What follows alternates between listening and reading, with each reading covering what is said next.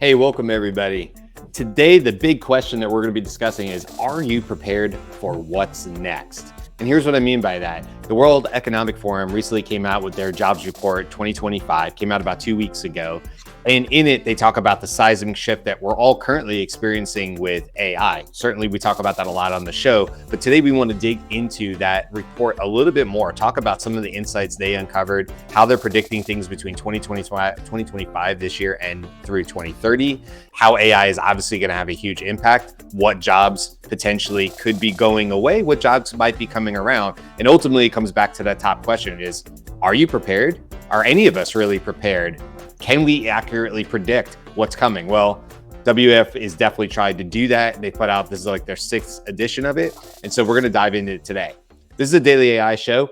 Thank you. Today is January 23rd. We're live as always every weekday at 10 a.m. Eastern. Today I have Eran, Beth, Andy, and I'm Brian. So we got some of the crew back. Excited everybody here. Thank you, Eran, for joining us as well. Glad you could be here on here as well, Beth. And like I said, we're going to dive into this report a little bit more, get into some of the key insights, and then just really talk about what does that mean? What does that mean to each of us? What's our opinion of this, if you will, and see where we come from the end of it. So that's it for today. But like, I don't know who wants to maybe sort of dive into this first. I mean, obviously I have a lot of thoughts on it, but Eran says yes. So Eran, you're up. So I'm going to start the show not by talking about the report as such, because for those of you who haven't seen the report, it's 290 pages long. And I don't know about any of you, but I don't have the time to read 290 pages at the moment. So ChatGPT has given me some pointers. But I wanted to sort of raise something a little bit different around it, because I thought, okay, this is all about jobs, and we know that AI is going to have a big impact on it. So I thought, let's see what's actually going on out there in the marketplace. So I went to Australia's #1 job site. There's a website called Seek, SEEK.com.au. So I went there and I started doing a few searches and just looking at how many jobs in Australia are being advertised using some AI type terms, for example. So I just jotted down a few random ones. So this is across all of Australia for the last 30 days. There were 31 jobs mentioned that had the word ChatGPT, one single word in it. 31 jobs. I don't know how many jobs are on the site at the moment, but I'm sure there's tens of thousands. Then I thought, and I looked at those, a lot of them were marketing jobs, which kind of doesn't surprise me because I'm in the industry. And then I typed in artificial intelligence, 2 words, 285 jobs. More significant number, but still really not many. For comparison, if you type in the word marketing, there's 28,521 jobs. And if you even type in Microsoft Word, there's 3,991 jobs. So wow. I can't speak for the US market, but in Australia at the moment, I think it's pretty safe to say that it's still really early days in terms of people requiring any kind of AI expertise. And the most common jobs I'm seeing are marketing jobs, and also people that are maybe involved in the techie propeller head stuff around building large AI systems, coders, those sort of people. There's the average office admin job is not currently requesting that you know how to use ChatGPT or Midjourney or anything like that. So I thought I'd start with that rather than just what's in the report, just for some comparison. No, I love That's that. great. I like that information. Yeah. So let me give you the big picture from the report. This is all about the shifts in the global labor market, and it's focusing on global employment. Like, what's the number of jobs globally? And then it breaks it down by regions and nations and so on. Way too complicated to try to do that. But let me give you the top line picture for the globe. So, because there are going to be major impacts on workforce development in each country, it's going to be different by those. But overall, by 2030, this is just a 5-year outlook. There are going to be 170 million new jobs, but 92 million jobs are going to be displaced. Now, that's a net gain of 78 million jobs globally. Yay. But not in the report, but if you go and look online and retrieve the global population forecast during that same period, it's slowing, right? So right now we're at about 8.2 billion. and it's forecast by 2030 to be 8.5 billion. So let's call that 300 million roughly, okay? 300 million new people, and there's 78 million new jobs. What I read out of this report, when you put those two things together, there's 220 million new unemployed people by 2030. So that's a big shift, and it's not even addressed when you focus purely on the labor market, not the global human market. So I think there's a bigger problem underneath all this thing. And then there's some Pollyanna stuff in here that I want to point out. So let's just suppose that one of the things that's going to happen is that there's going to be major shifts in the demand for various jobs.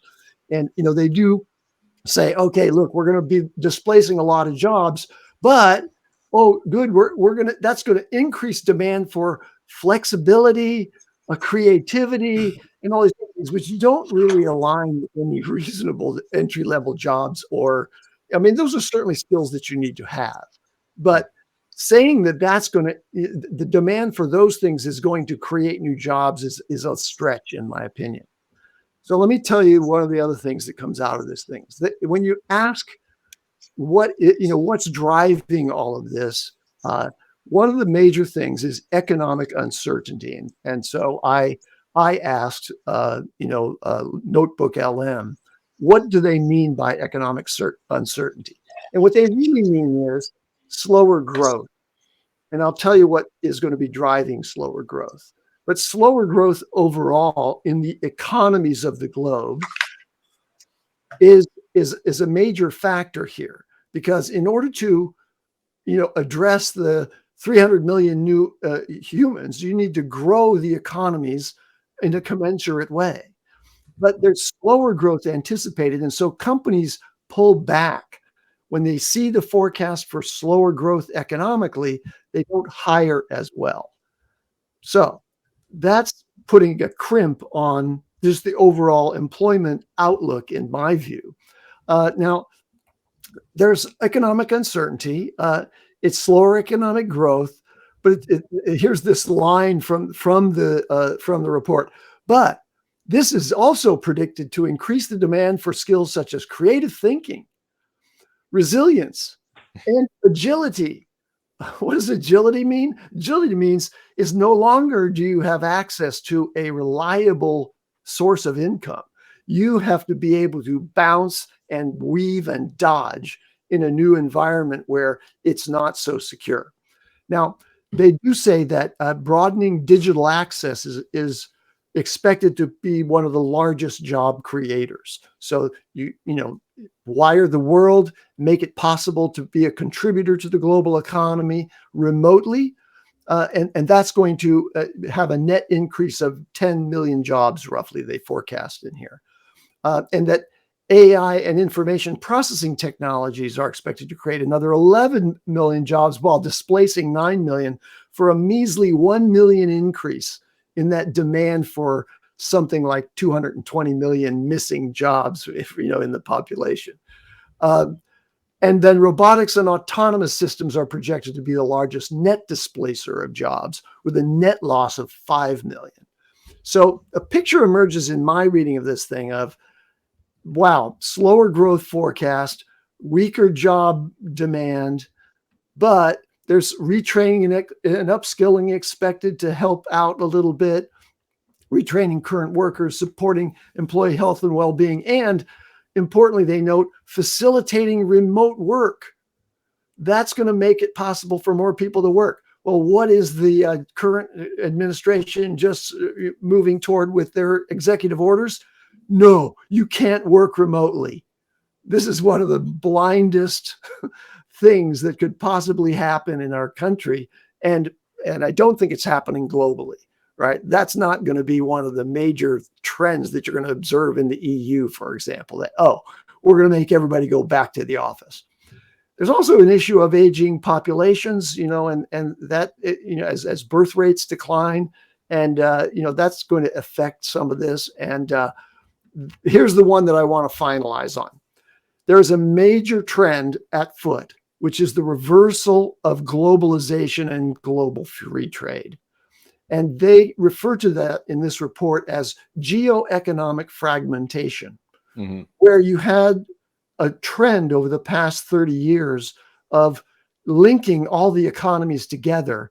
Now there's geoeconomic fragmentation. There's going to be a desire to have everything contained within your own nation state, all the resources necessary, and don't rely on anything outside because you can't rely on them. Why? Because somebody's going to slap 25% tariffs on everything that's coming into the country that you used to be selling to and buying from in the global free trade economies.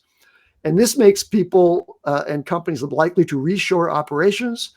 And there's going to be, unfortunately, limited multilateral cooperation on critical issues such as climate change and pandemic preparedness as a result of this fragmentation and isolationist approach to economies. That geoeconomic fragmentation sounds like something you can kind of dismiss, but that's a central theme in this report. But they also then come to the conclusion that, oh, things are going to happen which net to a major increase in the number of jobs in the world. But I read that as being insufficient to really stabilize global economies. That's my take on this report. Yeah. Thoughts on that, Beth, or thoughts on it as well? I want to make sure I get everybody's thought in. I think there are a bunch of factors that are likely to impact global economies, right? AI is one of them, and it's the focus of our show. So we're seeing it through that lens. But AI is also coming during all of the other things that are happening globally. I do think that it's really interesting, and I've made this observation before, that the people who are saying that this will lead to abundance for everyone, this will create massive opportunities, are not doing it with their billions of dollars and trillions of dollars access now, right? You could actually prioritize laying that groundwork at the same time that you're doing the other things. It seems very much like, okay, so hang on, we're going to do all this stuff, and then at the end, it's going to be amazing, right?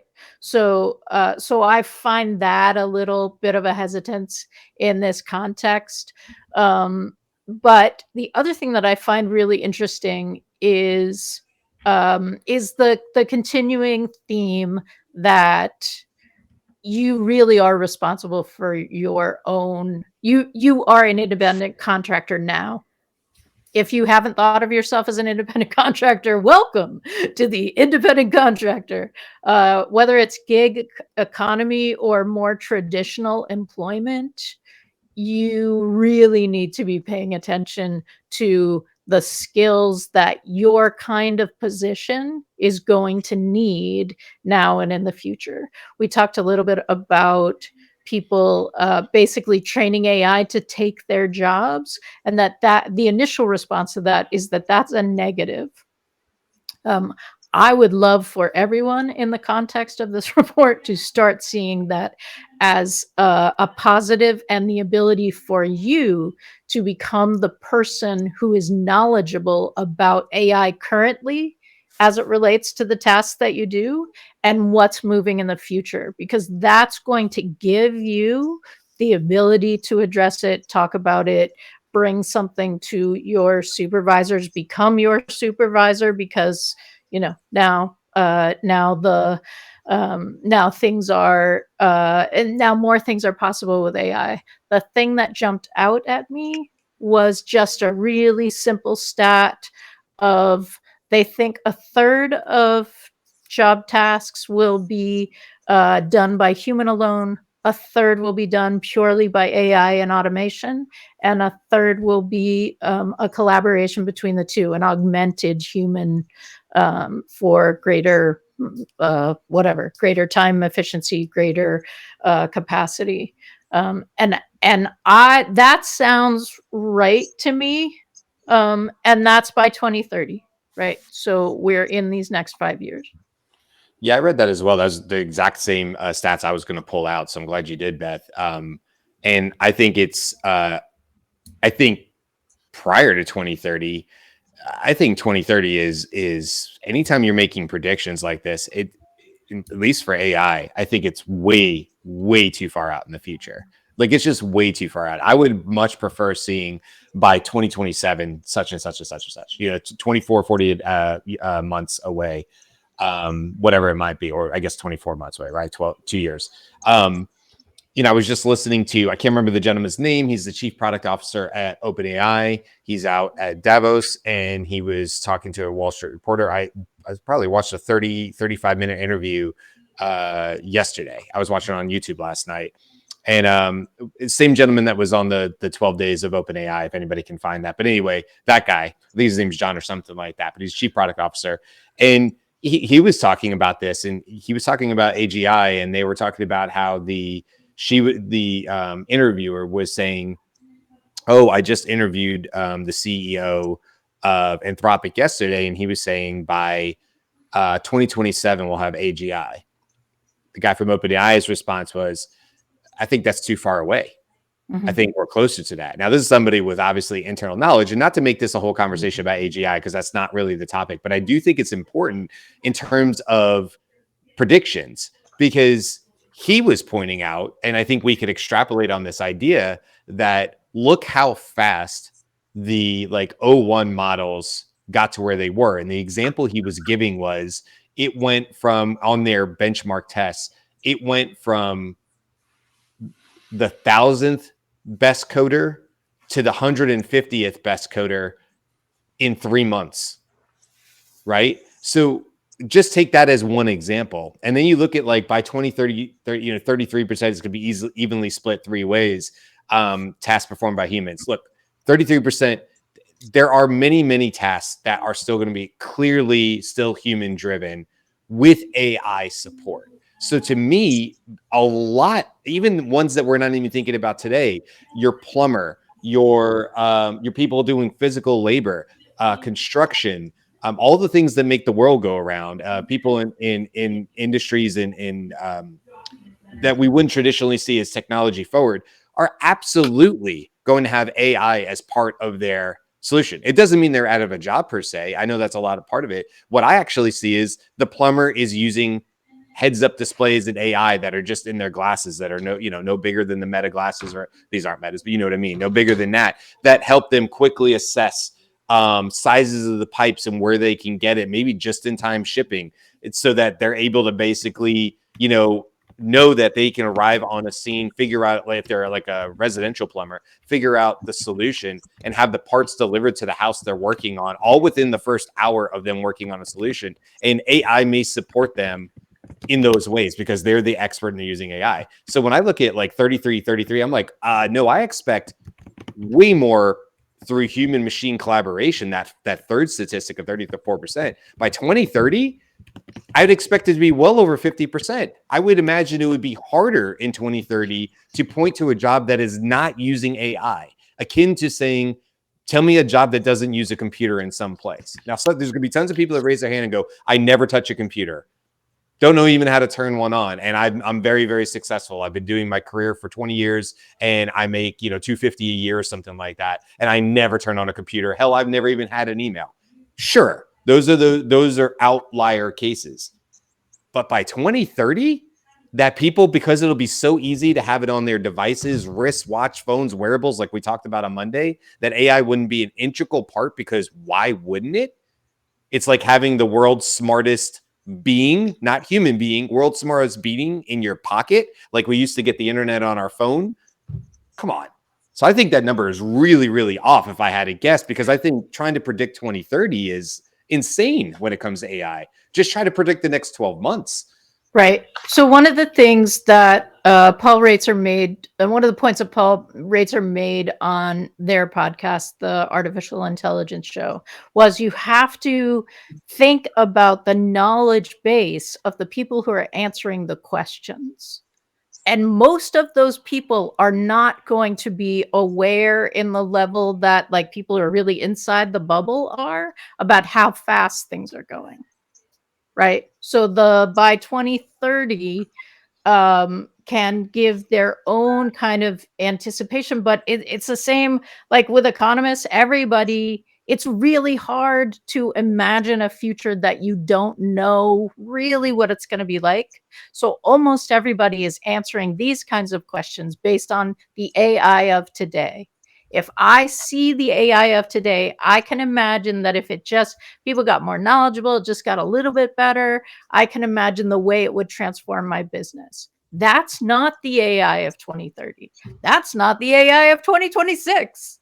That's not the AI of Q4, right? Like, That's my point. I think you're right? absolutely right, Beth. By the way, Yeah. the gentleman's name was Kevin Wheel. I was way off when I said John, but Kevin Wheel is the chief product officer at OpenAI. I'm horrible with names if you haven't figured out. If you follow this show long enough, I can barely get our names right. Never mind.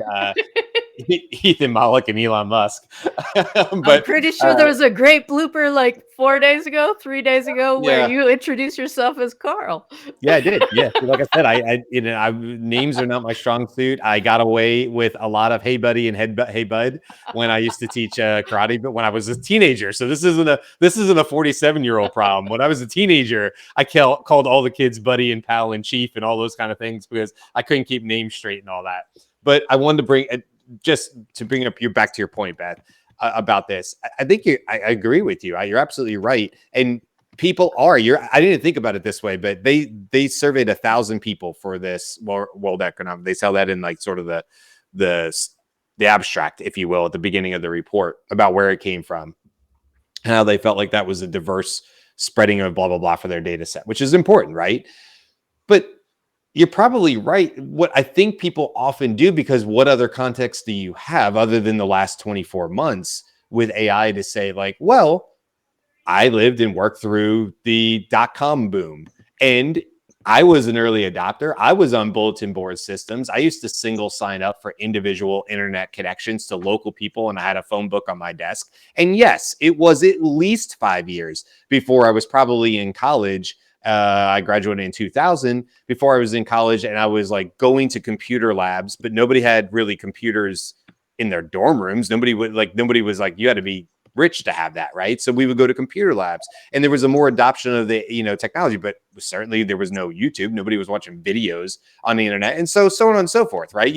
So if you live through it, like, or even in the last 10-15 years, it's easy to look and go like, well, yeah, 5 years sounds like actually a pretty advanced pace. But as we know, if you really look at the adoption, again, as Kevin Wheel pointed out, this is unique because the costs are going lower faster while the performance is going through the roof exponentially. The hockey is getting a lot more vertical. And he said, where else do you have technology like this getting exponentially cheaper while also getting exponentially smarter? And they're putting out new models that are costing less and less. It's a good point. It's a good point. Let me touch on this point that you raised earlier, Brian, about how fast the models are being developed and advanced.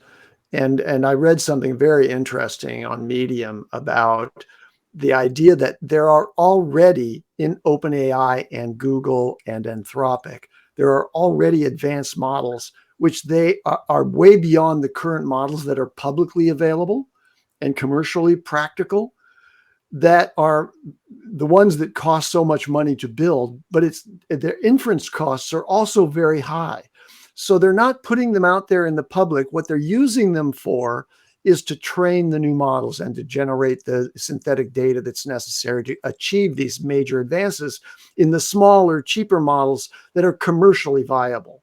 Right. So that relates to the whole question of when do we achieve AGI?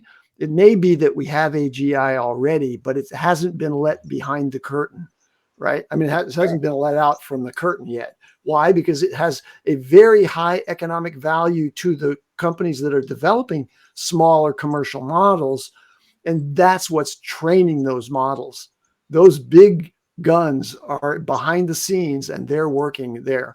I want to shift over to what the WEF report says will be declining as employment. And then also what they say is going to be increasing in employment, to see, which jobs are really going to be affected. And on your point, Brian, about a plumber having access to AI that it helps them, I don't see that increasing the number of plumbers.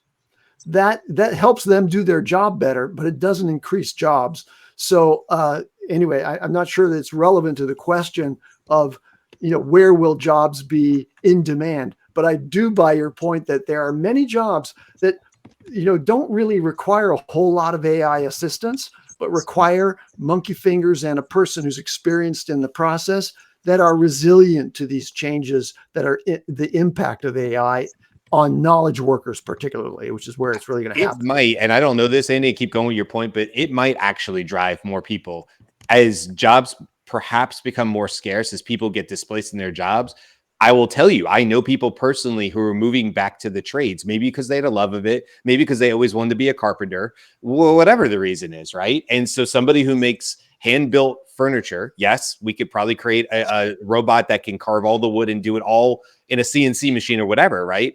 But there's still something to that artistry of somebody creating, because it's more of the artistic work. Anyway, my point to that is I do see people moving back towards the physical labor and the trades and stuff like that. I think it's a smart move. I think it's a smart move. If you can find demand for such a job, right? Yeah, or if nothing else, there's probably enough plumbers in the Santa Cruz area to satisfy the demand. I don't have to wait 2 months to get a plumber out to my house. Well, and my point was AI may drive more people towards those, where I understand what you're saying, but we do have a lack of plumbers. We have a lack of tradespeople. We know this, that are like journeymen and stuff like that. But I don't know this, but like I would imagine, as people are contemplating college and in that year, and then obviously changing their careers years later, maybe somebody in their 40s who says, well, I wasn't going to be an electrician because I don't want to climb into attics. And all of a sudden there's new technologies or new AI where maybe that bridges the gap for me, and it takes away the stuff I thought I might hate about it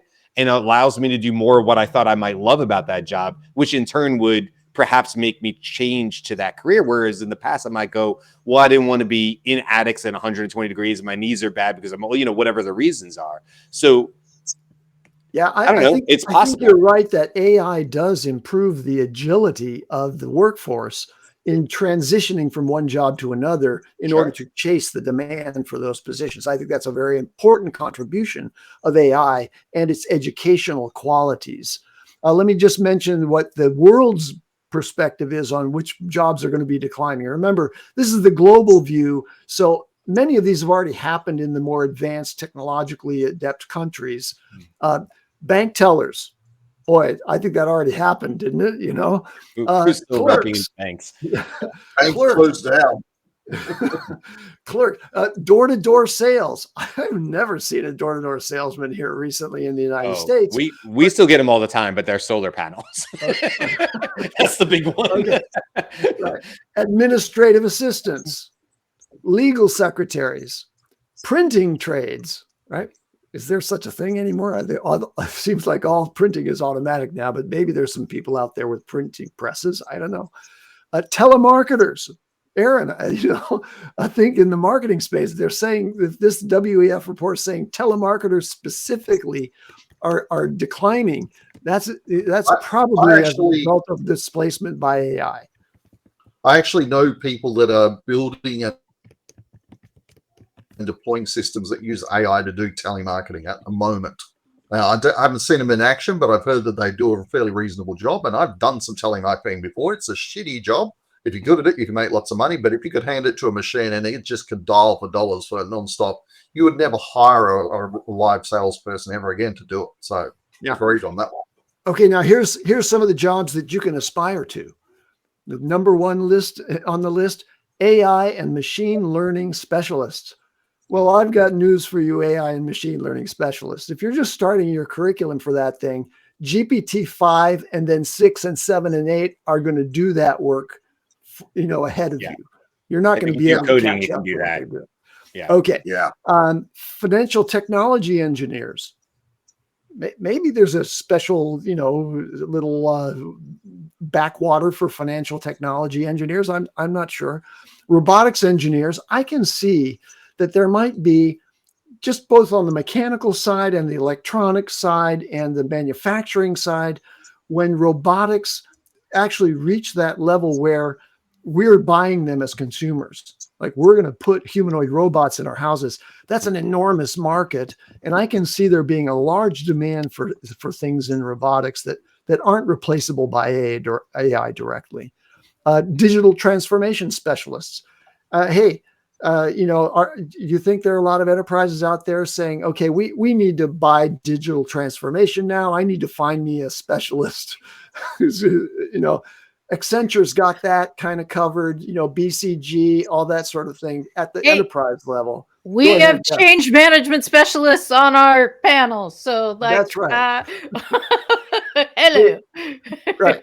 And sustainability specialists. So there's just a lot of jargon in here that I think if you take a cynical view as I do about this whole thing, I don't think they're really assessing the kind of disruption that's underway right now as a result of all of those declining positions and many more positions in the knowledge workspace that are going to be replaced by, not replaced by, but it's going to be possible for, the small crew of people running a small business to accomplish all the functions of the business with the support of automated systems. Right. Yeah. Greg, can I jump in here, guys?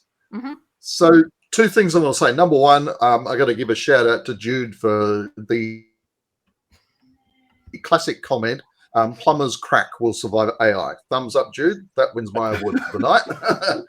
And secondly, as my primary, so for those of you who know me, my background is in marketing. So a big part of what I do is helping clients make sales, find new customers, that kind of stuff.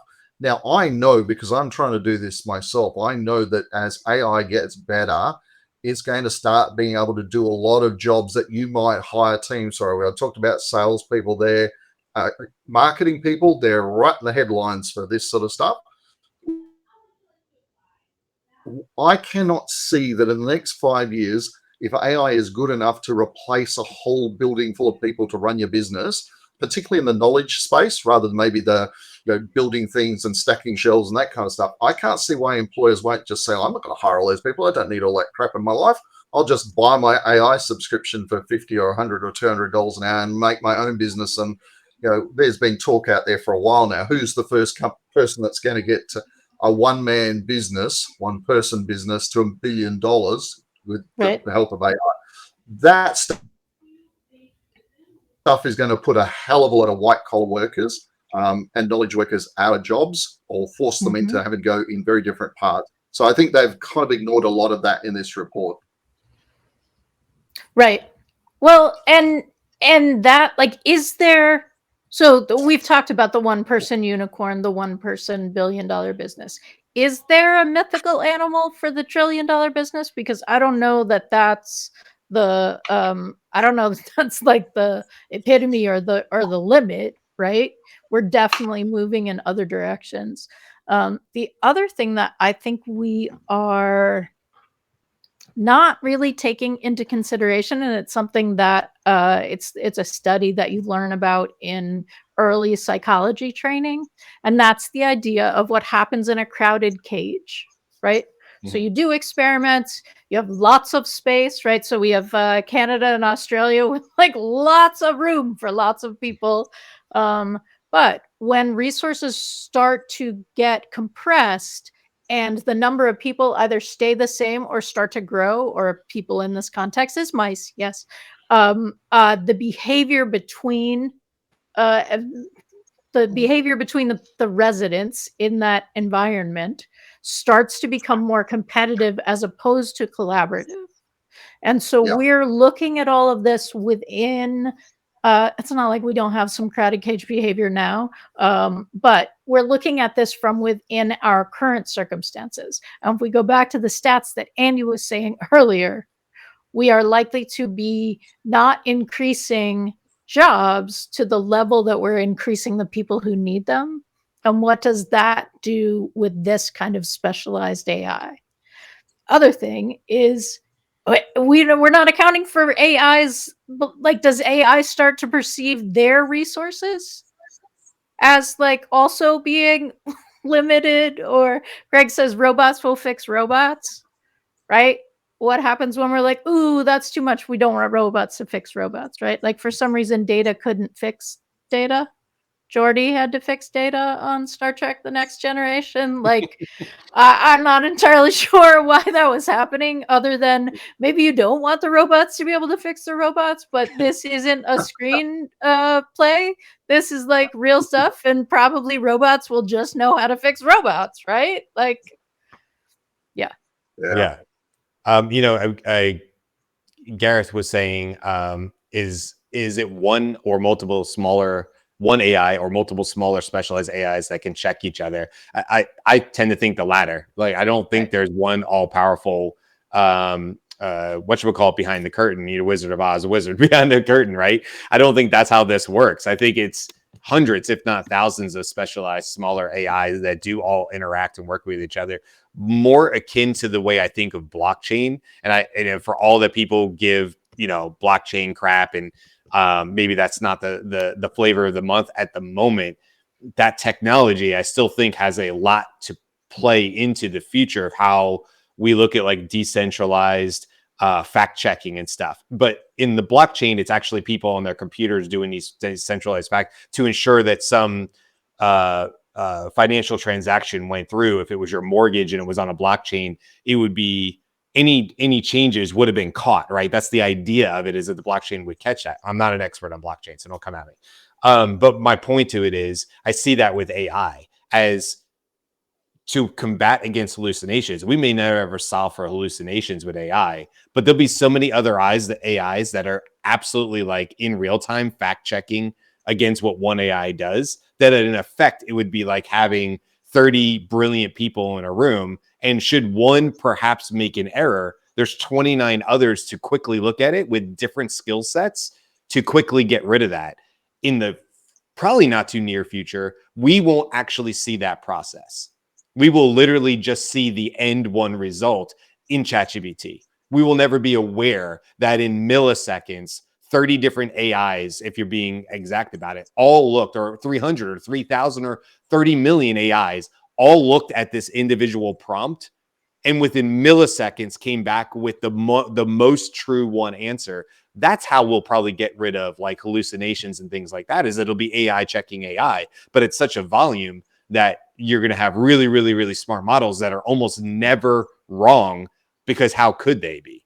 It's sort of like the idea of that blockchain, right? That's the way I think about that.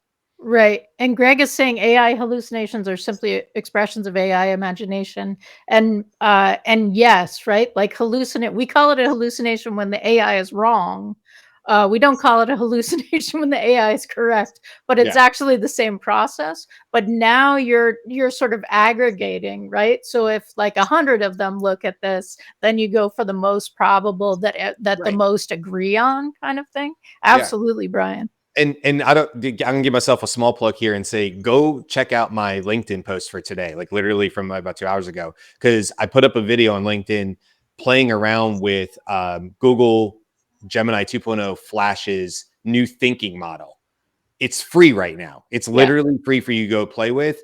Go look at the reasoning, the actual thinking, drill down on the thinking and read through that, and tell me that doesn't show you exactly where these models are going and how it deals with hallucinations. And here's the interesting thing. In that example, you'll see it in the video, I explain it.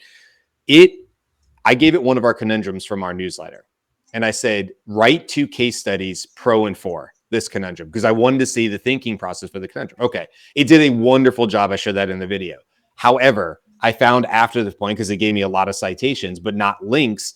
And I found out that they were theorized or suggested or synthesized is the word it used, synthesized citations, AKA they're not real citations. So I asked it, because I was dealing with a thinking model. I said, I wonder what caused you to not actually do the real research and create synthesized research.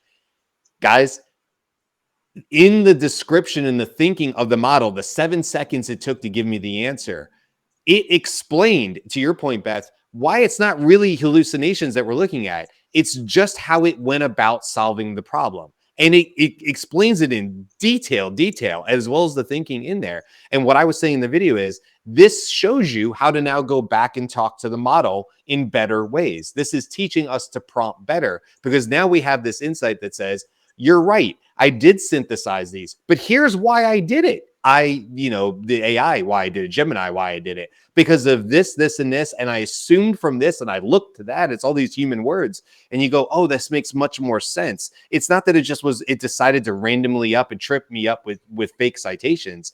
It legit felt it was going in the right direction based on the temperature model 0.7 and other things I had set in there. Anyway, I only say that. I know that's getting off topic for this, but it really is, again, it goes back to how fast these models are getting smart, how much we all have to adapt. And going to Sinead Boval's post on LinkedIn, she's the futurist. We talked about her before. She's wonderful. I really love her line of thinking and how she looks at things. She's so well-spoken.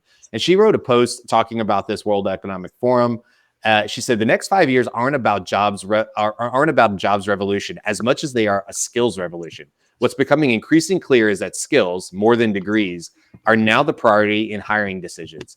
It is easier to predict which jobs will be automated than to identify new ones AI will create. The workers who thrive in this era will be those who can lean into AI tools, embrace change, and demonstrate adaptability, creativity, and resilience. Organizations, too, must recognize the value of investing in their current workforce. Simply trying to hire their way into the future is not a sustainable strategy in a rapidly evolving labor market. And she goes on to say a few more things. 1,000% agree with her on that. I think that ties back into what the overall arching thing was. Are you prepared? And so we're all figuring it out. None of us have said here like definitively like this is how I'm going to be successful in 2030, because a lot of it is guessing. But the way we've all collectively looked at it, and obviously everybody that's in our chat, and hopefully everybody that's subscribed and liked us, was please do that if you enjoyed these conversations, is to do just that. The whole point to this show, the Daily I Show, was to say we're going to show up, a couple of us who were random strangers when we started, are going to show up daily as much as we can, and we're going to have conversation in this. Why? Because we're trying to do our best to prepare ourselves for an uncertain future, and we want to take others along for the journey. Not because we think we're experts, not because we think we're right all the time. It's to bring our expertise where we have it from our perspectives, unique as they are, Perth and what Andy has done, and Beth, what you do, and your expertise, and Carl and everybody else, Jimmy, and bring that to the conversation so that you can be better prepared. So that when you see these adoption changes, you go, you know what? This is not the first time I've heard about this. And maybe I need to start leaning in to this, that, or the other in my industry. So anyway, just want to kind of put that out there, but that's sort of the whole reason that the show exists. Right. So one of the things that you're bringing up in my head in terms of the research and the thinking, and if we go back to the multiple, like how quick will it be for multiple agents to have a say in what the answer is?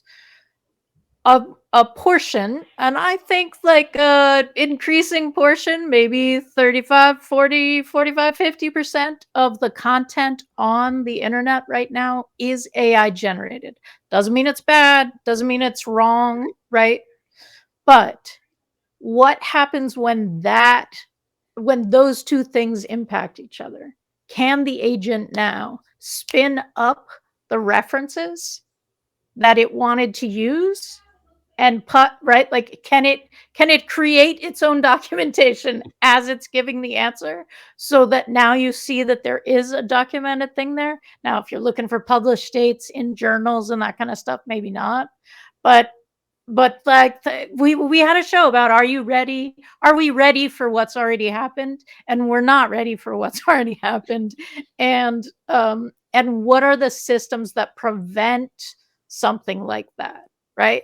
The current publishing thing, you couldn't publish something and backdate it in the way that humans would do that, because that takes a lot of time. Could you, if that system is automated and your automated research paper that is using that system's data, talk to each other and say, hey, this study didn't happen, but we can tell from these other studies this is the result it would be. Let's just skip it. Let's just publish that. We'll publish it because we know how to write those things. Yes, I'm having a we conversation in the agents, which is very anthropomorphic. It is not the way that would happen. But like that kind of thing, I'm not sure that we're in a place where we're recognizing that, because we're still looking at data on the internet as though it's data on the internet. and has some level of validity. And back to Aaron's Well, earlier that's point what's about scary, looking up man. Thanks. If you call me for your nightmares, but also for your change management and how to prepare for them. So like, hey, yeah, for 100%. I was just gonna say, Aaron, it goes back to your original point about looking up the jobs in the Australian market and on that site Seek, and just talking about how ChatGPT isn't like a skill. It doesn't come up in comparative to marketing, right, or something like that. So there is still a bit of a lag for the industry to catch up. I know I was hearing yesterday from one of our own in the comments, sent us an email talking about how the competition is fierce for something like well, for me, like an AI strategist, because companies still have to define what an AI strategist does. They have to understand what roles I do. Now, I work in sales, so, that's where a lot of my focus is. But oftentimes I'm first explaining and then selling services. That's just natural. So a company says, I'm interested in this. What's the first thing I have to do? I have to tell you what it is before I can sell you on why I think this solves your pain points. And I've said this 100 times. It reminds me of the early days of when I owned the CrossFit gym. People thought it was a Bowflex, like an at-home piece of equipment. And so I often had to explain what CrossFit was, standing in the middle of a grocery store because I had a t-shirt on, before I could even sell them on the concept that they might want to pay $115 to come to my gym back in 2011, when the typical gym membership was $20 a month. That it was a huge lift. And so I feel very, very similar to that in AI. I have to explain it first. So yes, it makes sense to me that there's not a lot of jobs out there right now that definitively have these descriptions, because businesses don't know. And I talk to them every day. They don't know what they don't know. It's exactly the phrase I was going to say, right? Yeah, it's not, and they're trying, by the way. I want to say this. Everybody I talk to has an earnest attempt to understand, to comprehend, and to deploy where it makes sense for their business. I don't talk to bad actors out there. I talk to people who are trying to make a real difference in their business, and hopefully in the bottom line, and hopefully that means prosperity for everybody, that they're not closing doors. But truthfully, a lot of times the conversation starts at the basics. And so that's why it makes sense to me when you give those numbers and I go, yeah, there's not enough understanding out there in the definitions of what these roles do in order for people to go, that I need an AI strategist. I know exactly what that is. So that's what I need. And so then I put that in my job title. And everybody else, by the way, has to know what an AI strategist is. It can't be this morphing term that could mean this, that, or the other, which is why you have immediately on LinkedIn, as our viewer was saying, 100 applications. And let's be honest, 95% of those are AI generated. Right. Every role. So the title of this show that we talked about, or the thumbnail of the show, is prepping for tomorrow's jobs today. And the first key skill that you need is to explain what AI can do and what you can do with AI in the context of their business and the position. And your ability to do that, I think, is like the foot in the door, the key. Do it on LinkedIn and write things like that. Do it on Medium if you have long form. Join us on YouTube, right? But I think that those are the first key skills: being an amazing explainer and bridging what the industry is and what you can do with it. I think is like the very first prep skill, and can get you pretty far right now, I think. So good luck to all of you who are looking for jobs. I made the call out yesterday. If you are in that thing, send an email to the dailyai show@gmail.com, because we would love to follow your journey. And maybe there's some shows that we can, or interviews or that kind of stuff that we can do with that. And by the way, we got emails yesterday. So that's yay. Thank you. Very, very cool. So for all of you that I'm putting on the screen here, go check out our inbox, because there actually is some pretty cool stuff in there. I'd like to provide my summary takeaway from this. And I think we started the show with Eran pointing out that if you're looking for an AI job, you're not going to find one. There's not enough out there for the many people who are interested already and aficionados of AI, who are seeking something that's going to leverage the skills that they've already developed by being practitioners of AI in their own work. What you can do, and I think you must do, is you need to understand, given the job that you already have, how can AI accelerate your performance of that job? Because if you're not using AI as an accelerant, and everybody in our chat is probably already, but for anybody who's just listening to our show for the first time, my advice is take a job and bring AI to it. Be the seed, inseminate that company. There was a comment here just a little bit before with, let me see if I can scroll back. Say, yeah, Gwyn was, I don't know, darn, where was it? These chats are hard to follow. Anyway, whoever it was, thank you, pointing out that she was interviewing for a job and she was floored to find that the company didn't understand what AI could do for that job. But she does, and she probably has an advantage. Oh, this is Gareth. I'm sorry. He has an advantage over other applicants by having that knowledge, that literacy, and the ability to be a more effective employee in that company by leveraging AI skill. Yeah. No, well said. Well, listen, we'll wrap it up there for today. We have one more show this week coming back tomorrow.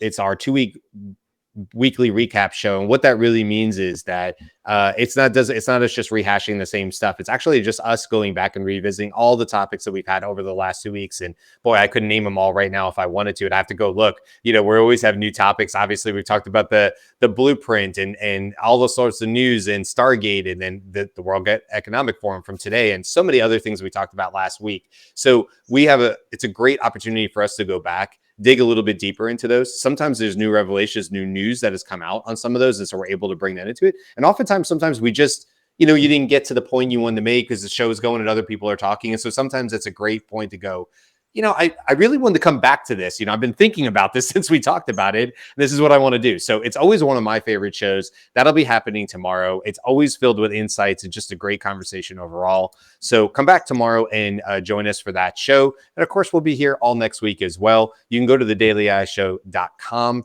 if you want to sign up for the newsletter. That'll be going out on Sunday mornings, as it always does. It's free to sign up for. I'm always adding additional content into it. So go sign up for that for free. If you like what we're doing, you want to get more, obviously a like or subscribe goes a long way for us as well on whatever platform you might be listening or watching us on. By the way, we found out that we're in the top 5% of video podcasts on Spotify. So thank you to everybody. We talk a lot about YouTube, but thank you to everybody on Spotify. Top 5% of video podcasts is a big, big deal. So we're growing on all the platforms, wherever you happen to be watching or listening to us. We appreciate you. And when you can, join the conversation. Like I said, we're here live 5 days a week, 10 a.m. Eastern. Best place to do that is to come over wherever all our friends are here in the YouTube chat and get part of the conversation if you can make it. So that's it. Thank you. Thank you for people saying congratulations. We appreciate it. Yeah, we love that with the Spotify. So thank you. That's it. We will see you guys tomorrow for our 2-week recap show. Have a great one, guys. Bye. Bye.